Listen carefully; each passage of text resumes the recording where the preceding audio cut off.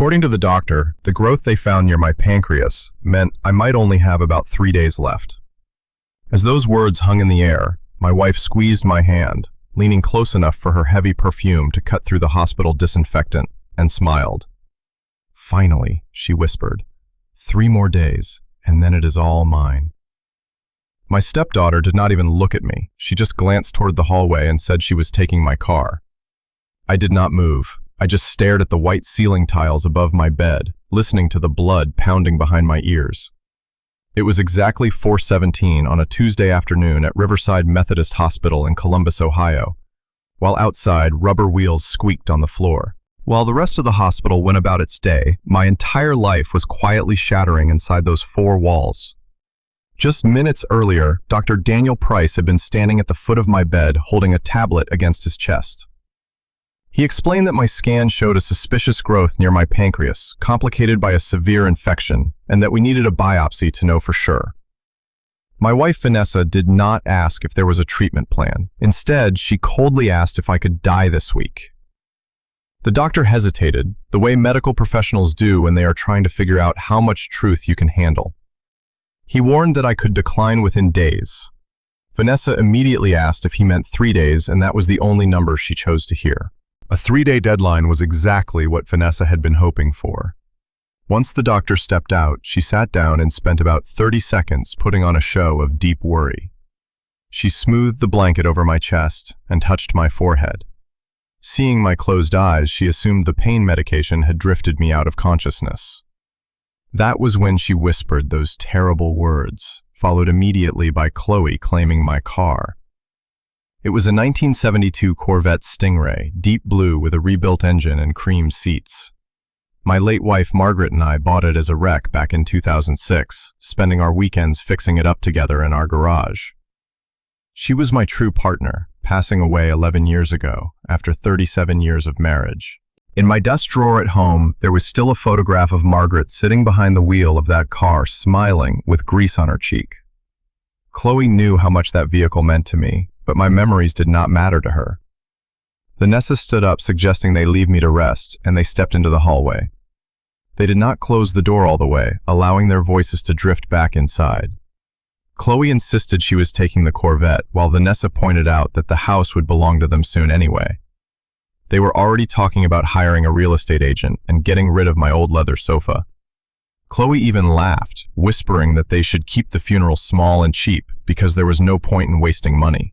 As the sound of their footsteps faded down the corridor, I stared at my right hand. Vanessa had been squeezing it just a minute ago, and my skin still held the warmth of her touch. It was a bizarre feeling. How could her hand feel so warm when her heart was so incredibly cold? I was 68 years old, and I had built Bennett Grounds and Property Care from nothing but an old pickup, a borrowed lawnmower, and a loan of $6,000 that I could barely afford to pay back at the time. Over the decades, we grew to maintain massive commercial properties all over central Ohio. I had earned a comfortable life owning my home in Worthington and keeping control of the business, and Vanessa knew all of this before she married me. Our paths crossed at a local library fundraiser 4 years after Margaret passed away. Vanessa was effortlessly charming, the kind of person who remembered every name and laughed at all my tired old jokes. She told me how much she respected men who built their own success, and I fell for it. What I was too proud to admit back then was how desperately lonely I had become. I used to sit in my idling truck at the end of the driveway just to avoid walking into a silent, empty house. I even kept the television blaring during dinner, just to hear another human voice. When Vanessa came into my life, she brought energy and companionship, making it easy to ignore the red flags, like when she casually began asking if I had updated my will. It did not take long for her to suggest selling off my 2 rental properties so we could enjoy our hard-earned money, even though she had not contributed a single dime to them. She openly complained about the generous holiday bonuses I gave my loyal, long-term employees. Her daughter Chloe only ever called me Dad when she was drowning in credit card debt and needed a handout only to vanish for weeks afterward. Vanessa would frequently ask how much the business would go for if we sold it quickly, patting my arm and claiming she was just planning for our future. Lying there in that sterile hospital room, I finally saw exactly whose future she had in mind. Around 7 that evening, my dear friend Miguel Alvarez appeared at the door in his muddy work boots, holding a warm cup of coffee. A faint smile crept onto my face as I told him he always knew exactly how to cheer me up. Miguel had been standing by my side for nearly 30 years, and calling him just an employee never felt right. He was a true friend who had supervised my crews, fixed my broken equipment, and even slept in an uncomfortable hospital chair when my late wife Margaret was sick, because he did not want me to face the night alone. The entire summer after she passed away, he quietly mowed my lawn every single week without ever asking for $1. He took one long look at my exhausted face, set his coffee down on the tray, and asked me what was wrong. I asked him to close the door, and then I spilled everything from the doctor's grim diagnosis to the heartless things my wife and stepdaughter had said. Once I finished talking, Miguel sat in silence for a long time before quietly observing that Vanessa was treating me like I was already dead. I admitted that maybe I had been blind to her true nature for years. Miguel asked what the doctor actually said, rather than what Vanessa wanted to hear. So I explained that we only had an unconfirmed mass and an infection. Miguel leaned forward, telling me his brother had suffered from pancreatitis 6 years ago, and the first scan had terrified everyone before a specialist cleared him. He insisted I should not give up before the tests were completed, especially since Vanessa was already trying to convince the nursing staff to stop all further treatments and switch me to hospice care. Hearing about Vanessa trying to stop my treatments made Miguel's jaw clench with anger. He looked me in the eye and reminded me that any medical decisions belonged solely to me. For the first time since the doctor delivered the news, a spark of something other than despair flickered inside of me. It was not hope, but it felt like a small door opening in a dark room. I reached out, gripping his wrist, and promised him he would never have to work again if he helped me. He looked offended, insisting he was doing this because we were friends and we could worry about money later. He pulled out his phone to call the specialist at the Cleveland clinic who had treated his brother, walking to the window for better reception. Suddenly, those 3 days became a crucial window of time for me to find out if I was actually dying or if my wife had simply shown her true colors far too early.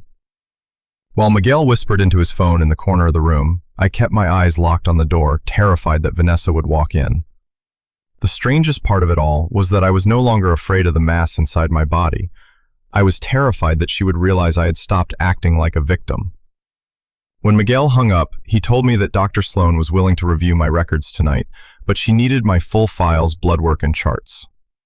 When I asked him how we could possibly get all of those files without Vanessa finding out, he just looked at me and said that I was still the patient. Over the last 4 years, Vanessa had slowly conditioned me to believe that every choice in my life had to run through her first. From the meals we ate to the checks I signed, she controlled it all.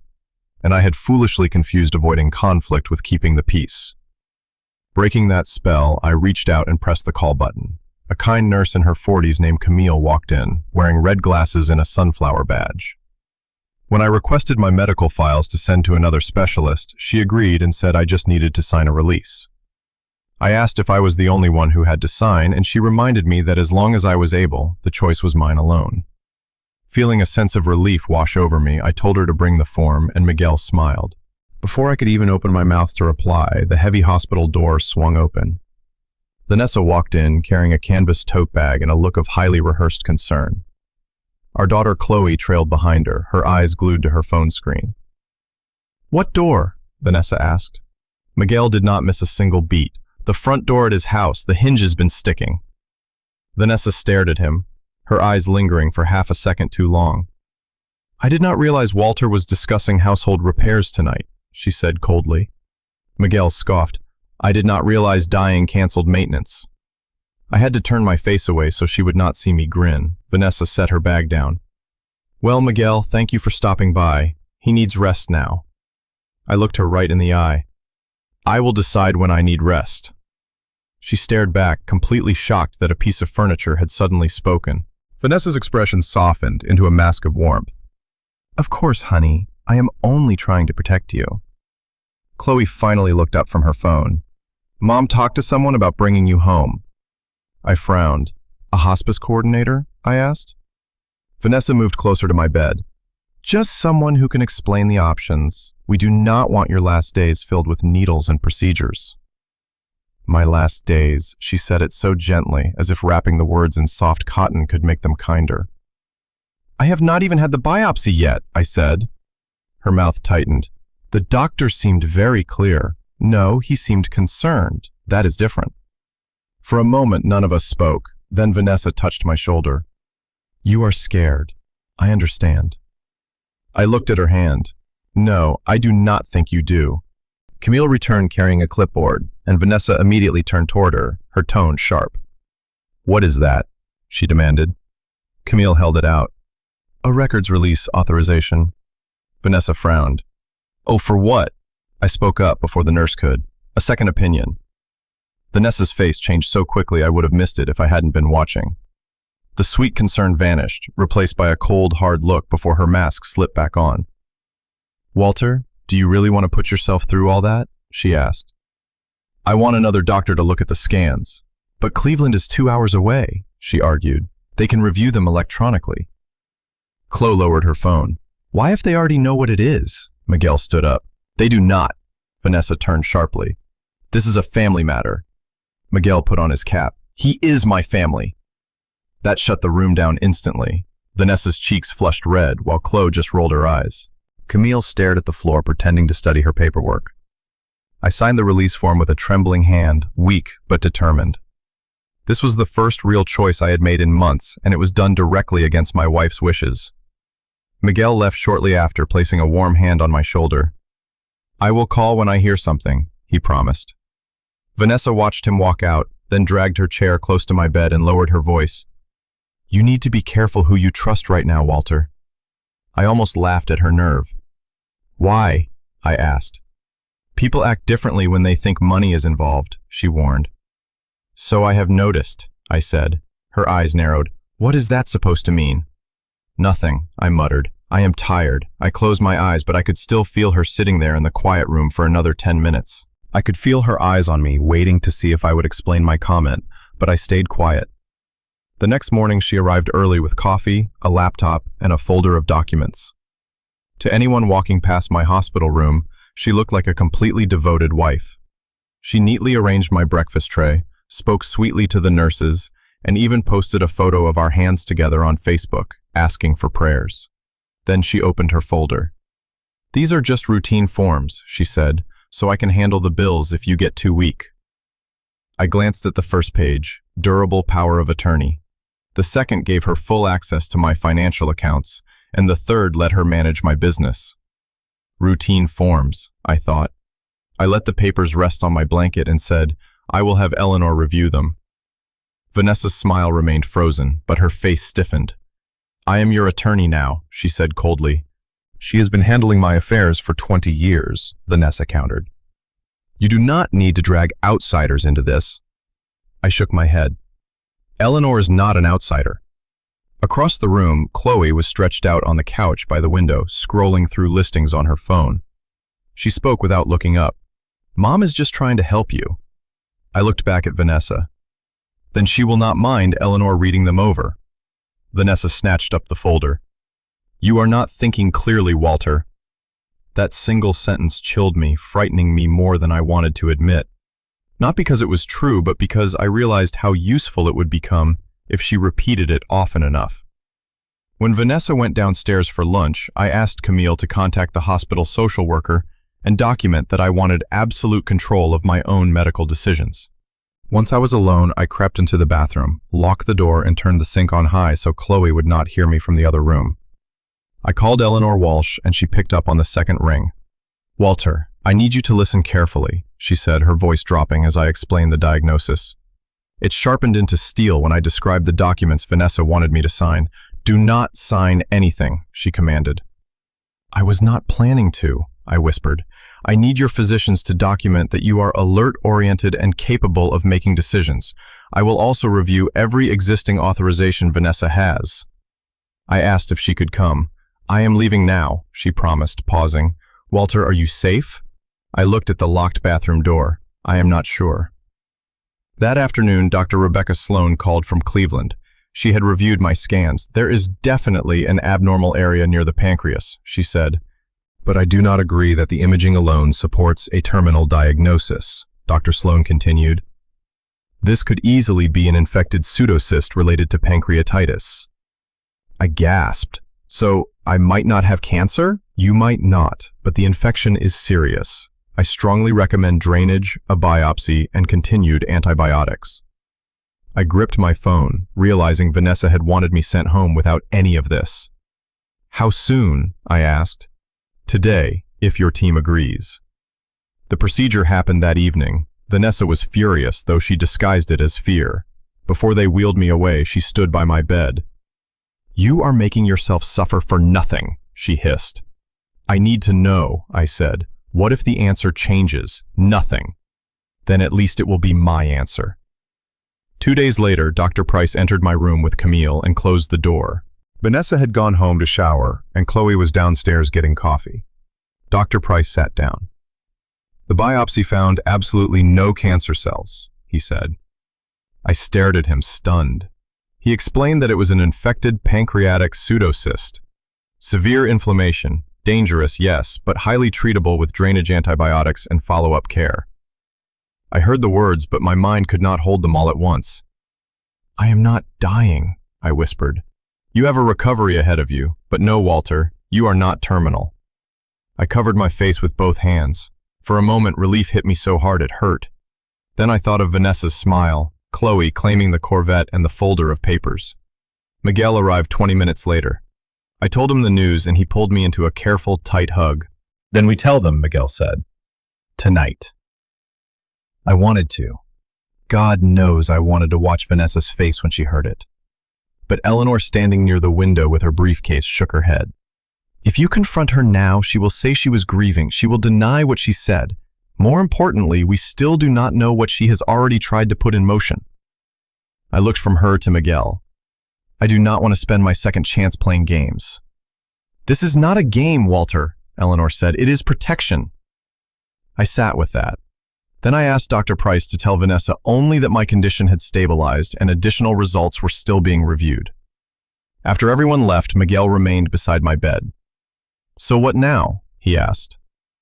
I looked toward the hallway where my wife would soon return and perform another scene of loving concern. Let them plan the funeral, I said. Miguel's eyebrows rose. Why? Because I want to hear what they say when they think I will never answer back. The hospital released me 4 days later. Not because I was fully recovered, but because the infection was under control and I could continue intravenous antibiotics at home. Dr. Sloan had coordinated everything with my doctors in Columbus. Vanessa nearly hugged every nurse on the floor. You have no idea what this means, she said, dabbing at dry eyes with a tissue. She sounded like a woman grateful to have her husband home, but I knew better. She was grateful because she believed she could control the rest of my story. As we walked out, I waved to the security guard. Hey, Bob, I muttered, taking a deep breath of fresh air. The crisp autumn breeze felt incredibly sharp against my pale skin as Miguel helped me climb into my silver Ford Explorer. You sure you are okay? He asked quietly. No. You physically okay? I will get there, he nodded. And the rest? I looked toward Vanessa's SUV, where Chloe was already complaining that the ride home would make her late for dinner. I do not know if I will ever get there. My home did not feel like home anymore. The maple tree Margaret and I planted 25 years earlier still stood beside the driveway, its last red leaves scattered on the lawn. The porch swing she had loved still creaked in the wind. Everything looked exactly the same, only I had changed. Or maybe I had finally started seeing things that had been there all along. Vanessa hurried inside first. I will get the guest room ready. I frowned. The guest room? You will be more comfortable downstairs while you are recovering, Vanessa explained. The master bedroom was upstairs where she slept. So you will be sleeping upstairs? I asked. Well, she hesitated. You need uninterrupted sleep. She had already rearranged my life before I had even walked through my own front door. I will sleep in my room, I said. She forced another smile. Whatever makes you happy.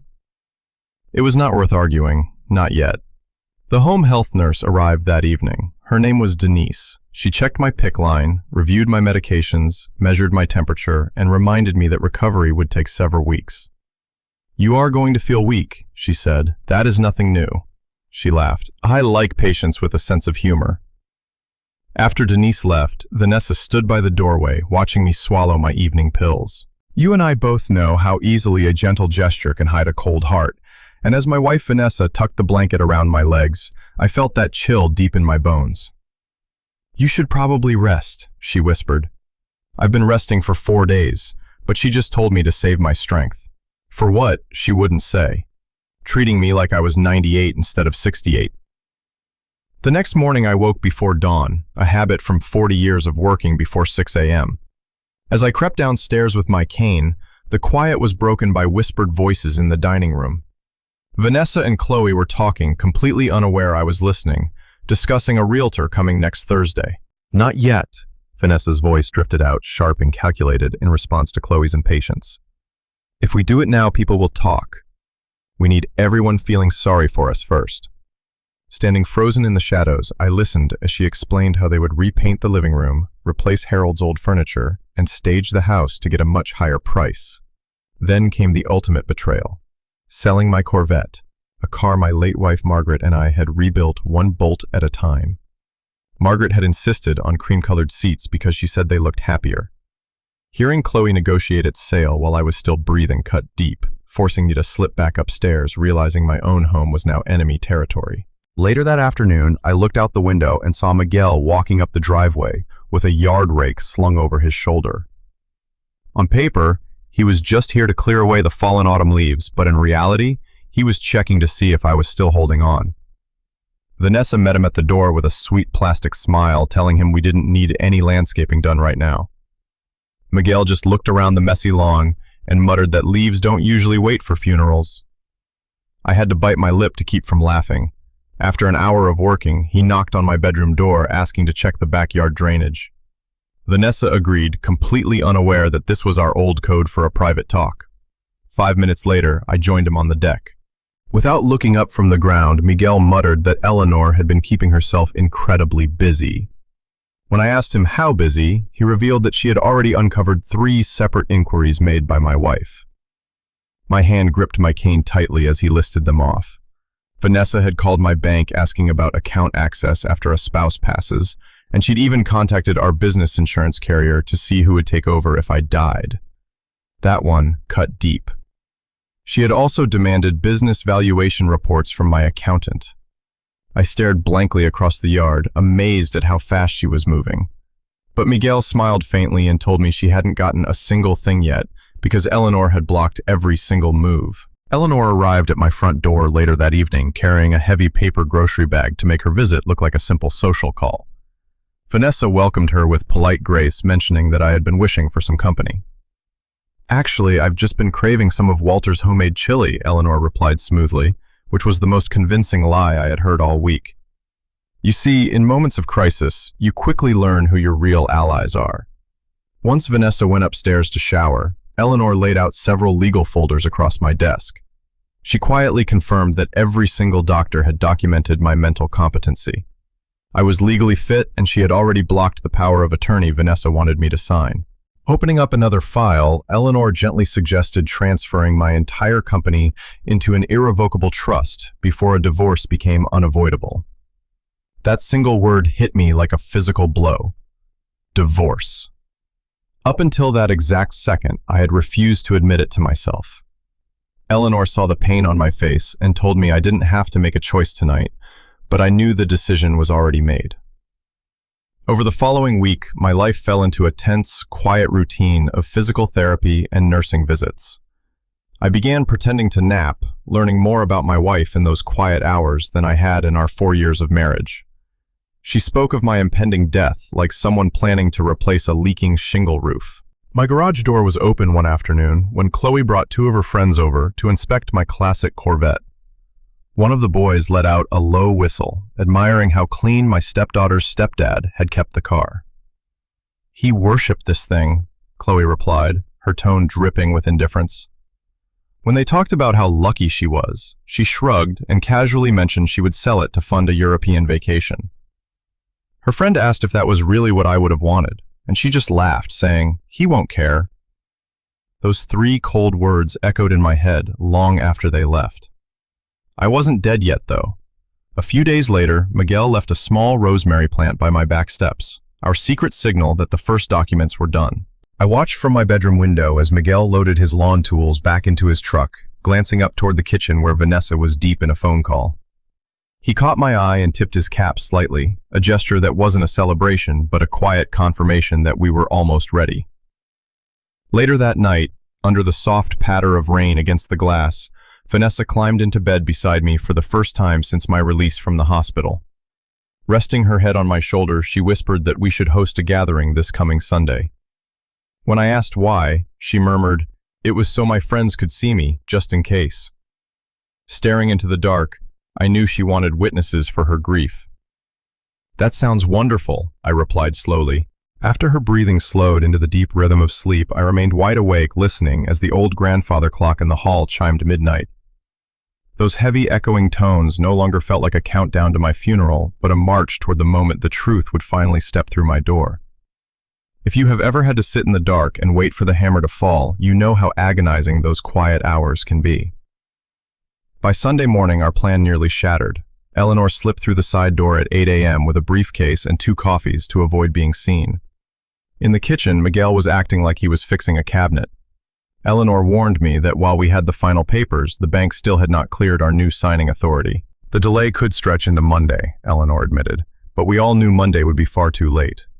Miguel cast an anxious glance toward the ceiling, where Vanessa was upstairs dressing for what she insidiously called my farewell party. Eleanor leaned in close, whispering that we could still postpone this, especially since my blood pressure had spiked the day before. She gently reminded me that once we signed, there was no turning back from the end of my marriage. I stared down at the documents, facing the hard truth I'd been avoiding. It wasn't that I wanted to save the relationship, but admitting a second divorce felt like a massive personal failure. Miguel shut the cupboard door quietly, suggesting we didn't have to humiliate her. We only needed to prevent her from rewriting the story of my life once she thought I was gone. "I'm not going anywhere," I reminded him, and Miguel nodded, noting that Vanessa didn't know that. At exactly 9:30, Carol Jennings, a mobile notary, arrived in a gray Honda Accord. Eleanor introduced her as a client dropping off files, allowing us to slip into my study while Vanessa was busy arranging flowers in the next room. My fingers trembled so much as I held the pen that Carol stopped and asked if I needed a moment, but I insisted I was fine. She asked me to explain what I was signing, and I detailed the trust Miguel's 12% stake and stripping Vanessa of all power. By 10:15, Eleanor's phone buzzed. After looking down at her screen, Eleanor looked up and quietly confirmed that the bank had finally approved the changes. Hearing those words, Miguel let out a massive sigh of relief, and for the first time all morning, my own chest felt lighter. Soon after, Denise, my home health nurse, arrived and frowned at my blood pressure reading of 168/94. She warned me it was dangerously high, ignoring my excuse about having guests over by telling me I was actually suffering from stress. Denise looked me in the eyes and warned me to keep whatever I was planning brief. By noon, the street was packed with cars as Vanessa's elaborate staged goodbye began, complete with a silent slideshow of our 4 years together. My late wife Margaret was completely missing from the photos on the screen, and there was no trace of my company's early years either. It felt as though 40 years of my history had been edited out, replaced by the brief time Vanessa had been in my life. Neighbors like Jim and Barbara arrived alongside Calvin and 6 of my loyal employees from the 90s. Then Chloe showed up in black, whispering to her boyfriend that my Corvette was basically hers. Looking at them, you realize how quickly people try to write your final chapter before you're even gone. But as Vanessa soaked up the room's sympathy, I knew my story was far from over. Looking across the room at my wife, I quietly agreed with the guest beside me. Yes, she certainly has. Around 1:30, Vanessa tapped a spoon against her glass and the room fell silent. Standing beside our large wedding photograph, she smiled warmly. "Thank you all for coming," she began, claiming I wanted everyone around while I still had the strength. I never said that. She pressed a hand to her chest, talking about how fragile life is and how I gave her a future, insisting I wanted her to keep the house. Near the back wall, Eleanor stood expressionless. When Vanessa claimed I also trusted Chloe to protect my legacy, the girl lowered her eyes like a grieving daughter. It nearly made me laugh. Vanessa smoothly declared to the crowd that she knew I would want my business to remain in the family. Calvin's head snapped up immediately. There it was. This was not about grief. She was craftily building a false narrative in front of witnesses. I slowly pushed myself up from my chair. Miguel stepped forward. I shook my head, wanting to stand on my own. The room fell quiet as I stepped forward with my cane. Vanessa offered a sweet smile. "Oh, honey, you don't have to." "Yes," I replied, "I do." Facing the guests, I thanked them for coming. "Before you say goodbye," I added, "you need to hear what I heard." Vanessa's smile vanished. Miguel picked up the small speaker and pressed play. My wife's voice filled the air. "Finally, 3 more days, then it's all mine." Nobody moved.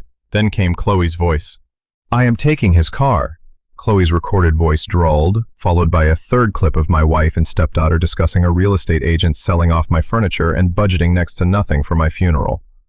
The final snippet was Vanessa urging, "We need the papers signed before he starts asking questions." Miguel stopped the recording, leaving a heavy, suffocating silence in the room. Vanessa recovered first. "This is disgusting. You recorded private conversations? I recorded conversations I was part of," I replied, "and Miguel saved what you said in front of him." She scrambled, claiming I was drugged and confused, but Eleanor stepped forward. Walter was examined by 2 physicians. Both confirmed he was fully competent. Vanessa pointed a trembling finger at Miguel, yelling that he put me up to this for my money. From his spot near the fireplace, Calvin spoke up, asking why Vanessa had requested a company valuation last Wednesday. Every face turned toward her, but she stood in silent shock. Pastor Reed folded his hands. "You invited us to honor Walter," he said quietly. "Let him finish," Chloe pushed through. "You promised me the Corvette. You said someday it would be mine." "I said someday we might work on it together," I countered. "That's the same thing." "No, it isn't." Her face twisted. "You're not even my real father." The room went still. That sentence should have made me angry. Instead, it just made me tired. "No," I said, "but I tried very hard to be one." Chloe looked away. Vanessa stepped closer. "You're punishing us because we were scared." "No," I replied, "you weren't scared. You have no idea what I've been through." I let her know that I had heard exactly what she had been through: furniture choices, hiring a realtor, and planning a cheap funeral for me. She lowered her voice, whispering, "People will think you're cruel." I looked around at our guests. They can decide for themselves. Her eyes filled with tears, but I had seen her produce them too many times to be moved. "This whole performance," she said, "while you're dying." I gripped my cane and straightened as much as my body allowed. "You're right about one thing," I said. She waited. "There isn't going to be a funeral." I explained the biopsy, the infected pseudocyst, the treatment, and the fact that I was weak but not terminal. Vanessa's face drained of color. Chloe stared at me. "You're not dying?" No, it wasn't relief on her face, it was absolute panic. Vanessa cast a frantic look toward Eleanor before turning her gaze back to me. "What did you do with everything?" she demanded. I held her gaze. "Nothing you didn't give me a reason to do." Vanessa didn't answer right away. She stood in the middle of the living room with everyone watching, one hand pressed against a dining chair, as if the floor had shifted. Maybe it had.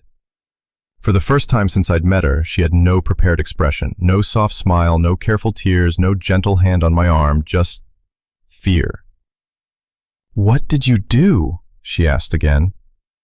I looked toward Eleanor. She nodded once, so I told them. I avoided the dry, legal details. Nobody came on a Sunday afternoon for a lecture about trusts and ownership agreements. "The company won't pass to Vanessa," I said. "Instead of letting Vanessa have her way, most of the business is being sold to the managers and employees who helped build it. Miguel is finally receiving the ownership share he earned years ago." He stared at the floor, hating public praise. "My other business interests are placed beyond anyone's reach except the programs they support." Chloe folded her arms. "And the Corvette? It will be auctioned," I said. Her head snapped up. "You can't do that. It's my car. You knew I wanted it." "Yes," I said. That became very clear. A few people looked away to hide smiles. "The proceeds will fund skilled trades training for veterans who can't afford tuition." Chloe's mouth opened, then closed. Vanessa stepped closer. "What about the house?" You'll receive what the law and our agreement entitle you to, I said, no less. As she stood waiting, I added, and no more. That was the moment she truly understood. I hadn't left her destitute, hidden money, or done something desperate that a court could easily reverse. I had simply stopped rewarding her, and there is a big difference. Vanessa looked around the room, hoping someone would defend her. Barbara Collins stared at the carpet. Pastor Reed had his lips pressed into a thin line. Calvin stood beside two longtime foremen with his arms crossed. Nobody stepped forward. That silence seemed to hurt her more than any of my words. She grabbed her purse. Come on, Chloe. Chloe didn't move. What about my things? We're leaving. For where? Vanessa turned on her. I said we're leaving. The sudden slamming of the front door rattled my wedding photograph on the side table as they walked out together.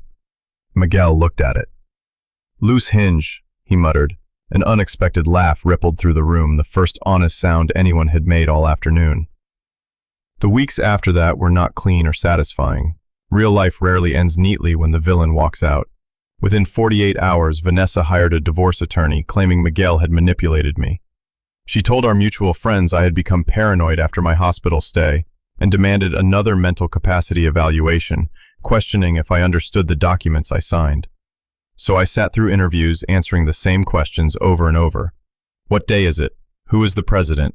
They would ask me to explain my assets, asking if I understood the consequences of divorce. I wanted to say yes, far better than I understood the consequences of marriage, but I kept that to myself. My doctors confirmed I was competent. The notary provided her notes, and Eleanor had documented every decision carefully. The recordings remained useful not to prove a crime, but because they made Vanessa's claims of devoted concern impossible to believe. Still, the process wore me down. There were nights I considered paying her whatever she wanted to make it stop. One evening, I sat at the kitchen table, surrounded by legal envelopes, my antibiotic pump resting beside me. I could just give her more, I told Eleanor over the phone. Buy myself some peace. No, Eleanor replied. Buying silence and buying peace are two different things. I looked out the window at the bare maple branches. What if I'm just being stubborn? You're allowed to protect what you built, she said. It sounded simple, but it wasn't.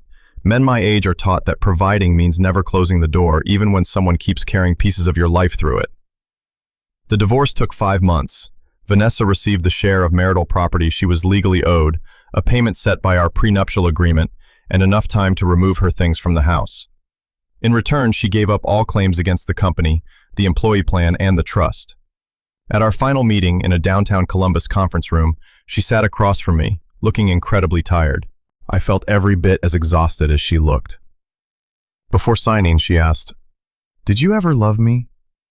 I thought about our early dinners, the mornings she made coffee, and the years I tried to believe we were building a life together. I loved the person I believed you were, I said. She lowered her eyes, and we signed. 2 months later, Chloe messaged me, claiming Vanessa pressured her and everything got out of hand.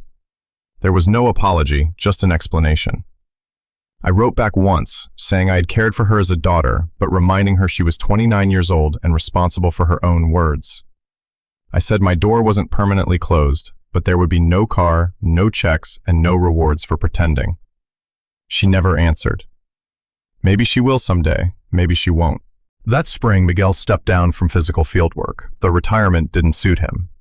3 weeks later, he was back at the company training new hires on equipment safety and irrigation systems. At our first employee meeting under the new ownership plan, Calvin announced the Miguel Alvarez Service Award. Miguel leaned over and whispered, "This is embarrassing." "That's why I approved it," I replied.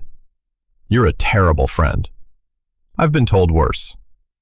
The Corvette sold at a charity auction for more than expected, funding a training partnership for veterans and young adults entering landscaping and construction. The scholarship carried Margaret's name, which truly mattered to me. By May, the doctor said my infection was gone, though I still tired easily. Whenever it rains, my right knee aches, and on some mornings, my hands shake so much I have to set down my coffee. Surviving did not make me younger, just more cautious. I put Margaret's photos back in the living room and hired help, but kept control of my finances. Once a month, I teach small business basics. Recently, Miguel and I watched apprentices plant maples.